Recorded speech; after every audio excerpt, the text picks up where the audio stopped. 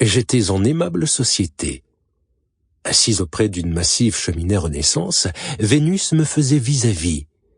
Cette Vénus n'était pourtant pas une femme du demi-monde, de celles qui, comme Cléopâtre, ont sous ce nom fait la guerre au sexe ennemi. C'était bien la déesse d'amour en personne.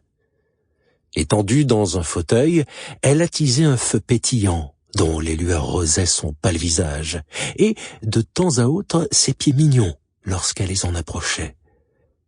En dépit de son regard de statue, elle possédait une tête admirable. Mais c'est tout ce que je vis d'elle. Son divin corps de marbre était enveloppé d'une immense palisse de fourrure, dans laquelle elle s'était enroulée comme une chatte frileuse. « Je ne comprends pas, madame, m'écriai-je. Il ne fait vraiment plus froid. Depuis déjà 2 semaines, nous avons un printemps délicieux. Vous êtes nerveuse, évidemment. »« Merci de votre printemps, » fit-elle d'une voix sourde. Et aussitôt, elle se mit à éternuer d'une façon ravissante. Et cela coup sur coup. Je ne puis vraiment y tenir, et commence à comprendre. Quoi, ma gracieuse? Je commence à croire l'invraisemblable, à comprendre l'incompréhensible.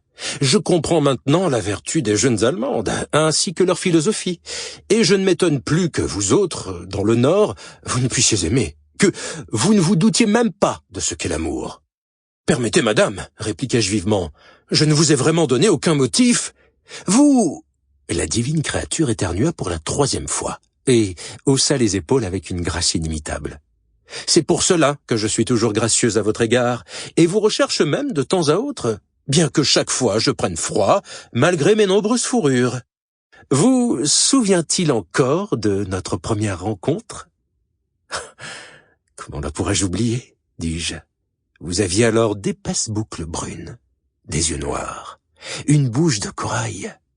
Je vous reconnaissais encore aux traits de votre visage et à cette pâleur de marbre.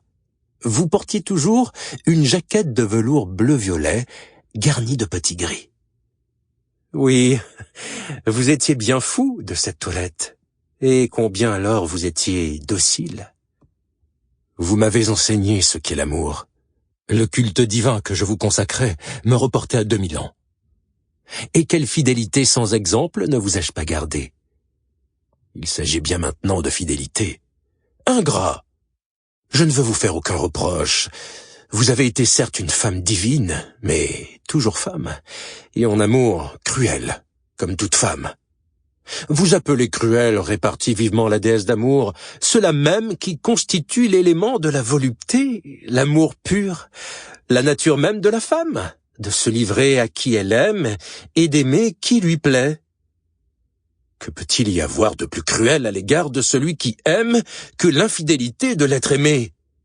Hélas, reprit-elle, nous sommes fidèles tant que nous aimons, mais vous exigez que la femme soit fidèle sans amour, qu'elle se livre sans jouissance.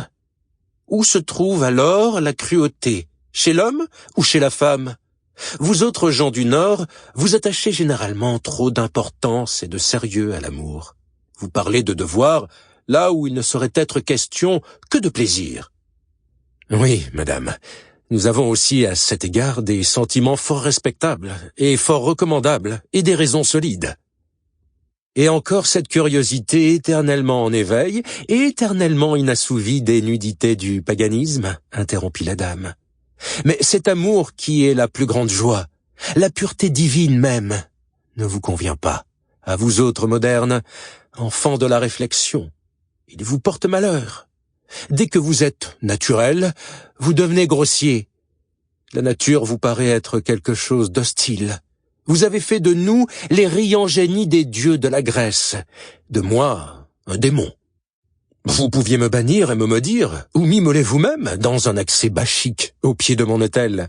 Or, l'un de vous a eu le courage d'embrasser mes lèvres purpurines. Que pour cela... Sample complete. Ready to continue?